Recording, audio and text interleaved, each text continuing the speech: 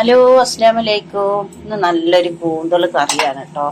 വെളിച്ചെണ്ണയിൽ ഇതാകാ ഉള്ളി ഇട്ട് കൊടുത്ത്, ഉള്ളിയും കരിവേപ്പിൻ്റെ ഇട്ട് കൊടുത്ത് കേട്ടോ. നന്നായിട്ട് വാടിയിട്ട് നമുക്ക് തക്കാളി ഇട്ട് കൊടുക്കാം. അപ്പൊ കൂന്തൽ ഇതാകാ നല്ല കഴുകി വൃത്തിയാക്കി വെച്ചിട്ടുണ്ട് കേട്ടോ.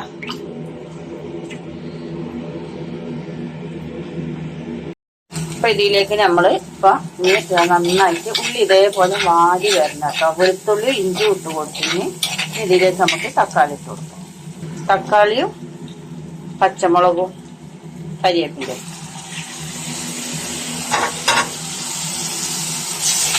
ഇത് നന്നായിട്ട് ഞാൻ കുറച്ച് ഉപ്പ് ഇട്ട് കൊടുത്തിന്. ഉള്ളിന്റെ കൂടെ നന്നായിട്ട് ഇതൊന്ന് വാടി വരട്ടെ കേട്ടോ. നന്നായിട്ട് വാടിയിട്ട് നമുക്ക് മസാല ഇട്ട് കൊടുക്കാം. അപ്പൊ നമ്മള് തുറന്നു നോക്കുക. തക്കാളി നല്ല വാടണം കേട്ടോ. അപ്പൊ ഇതിലിട്ടത് കൂന്തൽ കറി വെക്കാൻ വേണ്ടിയിട്ട് ഇട്ട സാധനം അറിയാലോ. വെളിച്ചെണ്ണ 2 സ്പൂണ് വെളിച്ചെണ്ണ, വെളുത്തുള്ളി ഇഞ്ചി, കരിവേപ്പിൻ്റെ ഇല, ഒരു ഉള്ളി, വലിയ ഉള്ളി കേട്ടോ, ചെറിയുള്ളി അല്ല, വലിയ ഉള്ളി, പിന്നെ ഒരു 4 പച്ചമുളക്. നന്നായിട്ട് വാട്ടുക. വാട്ടുന്നതിന് ആരും ഇഷ്ടത്തരം ചെയ്യരുത്. നന്നായിട്ട് തക്കാളി ഒടിയോടെ ബേക്ക് ചെയ്യണം. മൂടി വെക്കാം.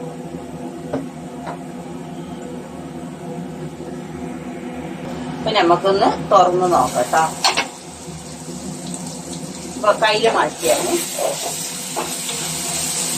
കൈ പോവുക.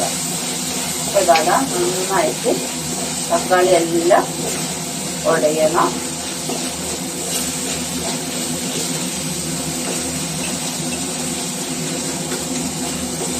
ഇതേപോലെ നന്നായിട്ട് എല്ലാം ഒന്ന് വാടിക്കിട്ടണം കേട്ടോ. ഇനി നമുക്ക് കുറച്ച് മഞ്ഞപ്പൊടി ഇട്ട് കൊടുക്കാം.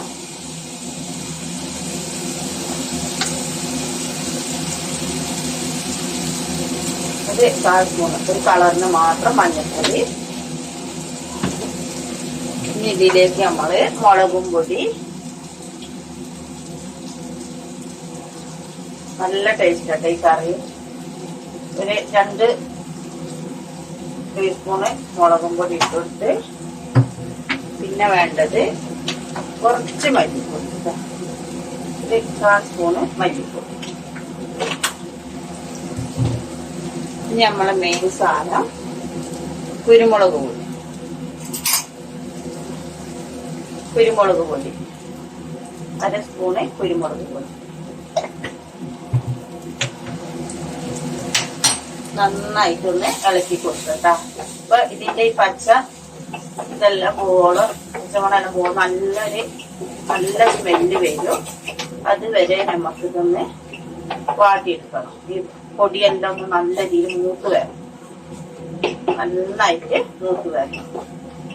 അതുവരെ നമുക്ക് 2-5 മിനിറ്റ് വാട്ടിയെടുക്കണം.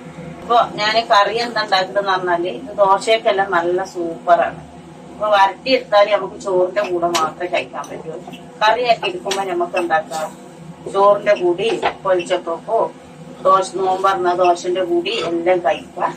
ഇപ്പൊ കണ്ട കളറേ മാറി. ഇതേപോലെ നന്നായിട്ട് എണ്ണയിൽ കിടന്നിട്ട് മൂത്ത് വരണം കേട്ടോ. ഇതേപോലെ മൂത്ത് വരണം നന്നായിട്ട്.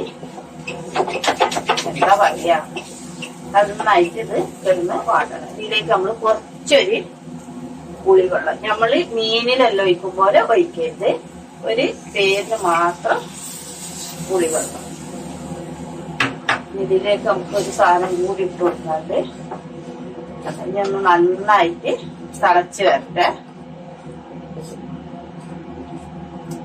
കറി കണ്ടില്ലേ, ആവശ്യത്തിന് വെള്ളം ഒഴിച്ചു കൊടുക്കാം. ഇത് നന്നായിട്ടൊന്നത് തിളക്കട്ടെ.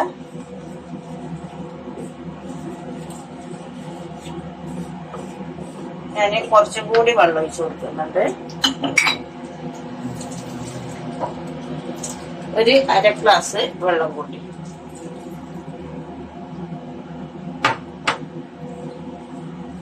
നല്ല സ്മെല്ലാണ് കേട്ടോ ഇതിന്റെ. ഇനി ഇത് നന്നായിട്ട് തന്നെ തിളക്കട്ടെ കേട്ടോ. നന്നായിട്ട് തിളച്ച് വരണം. തീ കൂട്ടി വെക്കാൻ ഞാൻ കുറച്ച് വെച്ചതാണ്. ഇനി നമുക്ക് തുറന്നു നോക്കട്ടാ. കണ്ടോ, നന്നായിട്ട് തളച്ച് ഈ സമയം നമുക്ക് നമ്മളെ കൂന്തള് വൃത്തിയാക്കി വെച്ചത് ഇട്ടു.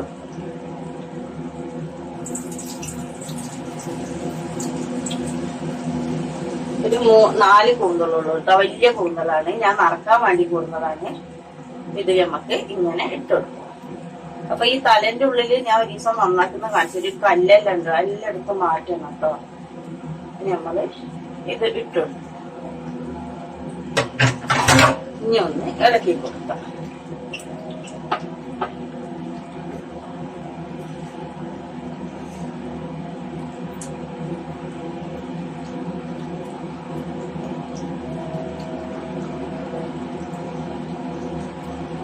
നമുക്ക് ചെറിയ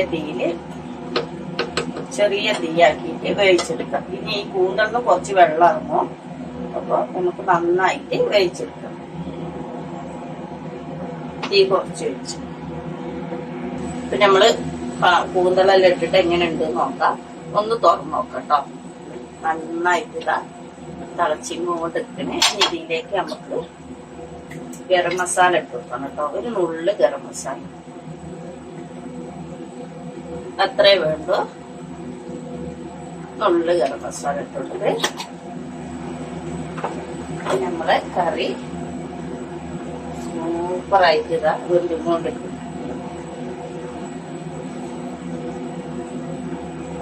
ഇപ്പൊ നോമ്പിന് ഇങ്ങനെ കൂന്തൽ കറി വെച്ചാല് നമുക്ക് ഈ 2 കറിയൊന്നും നോക്കേണ്ട കാര്യമില്ല കേട്ടോ. അപ്പൊ ഇത് ഇപ്പൊ നമുക്ക് നോമ്പ് തുറന്നിട്ട് ദോശക്കോ എന്തായാലും അപ്പത്തിനോ എല്ലാത്തിനും ഇത് നന്നായിട്ട് ചേരും. പുട്ടിനെല്ലാം സൂപ്പർ ആയിരിക്കും. പിന്നെ അതേപോലെ നമുക്ക് പൊളിച്ചക്കൊക്കെ കറിയും ഇത് മതി. എന്തെങ്കിലും ഒരു താളിപ്പോ അല്ലെങ്കിൽ ഉപ്പേരിയോ അങ്ങനെ എന്തെങ്കിലും മതി. വരട്ടാണെങ്കിൽ നമുക്ക് വേറൊരു കറി വെക്കണോ എല്ലാം ചെയ്യണം. അപ്പൊ ഇങ്ങനെ കൂന്തൽ കറി വെച്ചിട്ടുണ്ടെങ്കിൽ നമുക്ക് രാത്രിക്കൊക്കെ ആയി പൊളിച്ചക്കൊക്കെ ആയി ഒരു ടെൻഷനും ഇല്ല. ഒറ്റ കറി ആവും. അതില് ഇതാക്കണ്ട, നല്ല സ്മെല്ലാണ് കേട്ടോ വരുന്നു. അപ്പൊ കുറച്ചും കൂടി ഒന്ന് വേണം.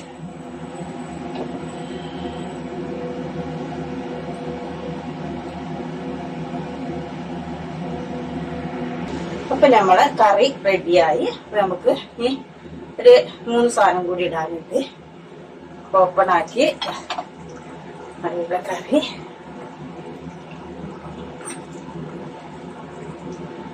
കുറച്ച് വെളിച്ചെണ്ണ, കുറച്ചൊരു വെളിച്ചെണ്ണ, പച്ച വെളിച്ചെണ്ണ ഇങ്ങനെ ഒന്ന് തൂക്കി കൊടുക്കുക. അതേപോലെ കുറച്ചും കൂടി കുരുമുളക്, ഇത്ര മതി. പിന്നെ വേണ്ടത് കരിവേപ്പില. അപ്പൊ നമ്മളെ കറി റെഡിയായി.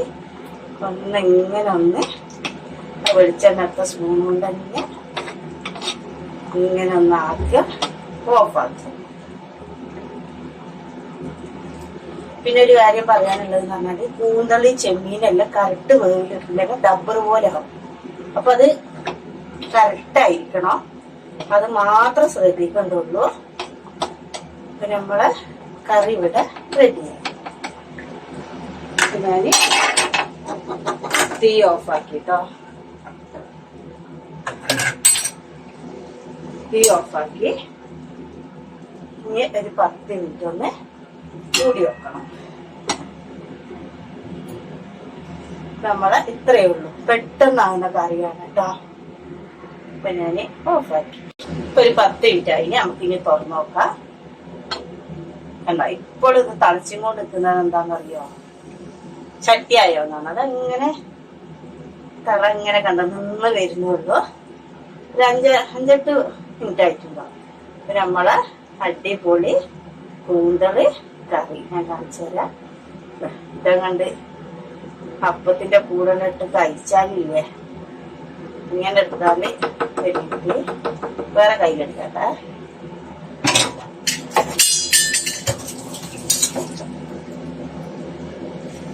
അത് കോരാൻ കിട്ടൂല.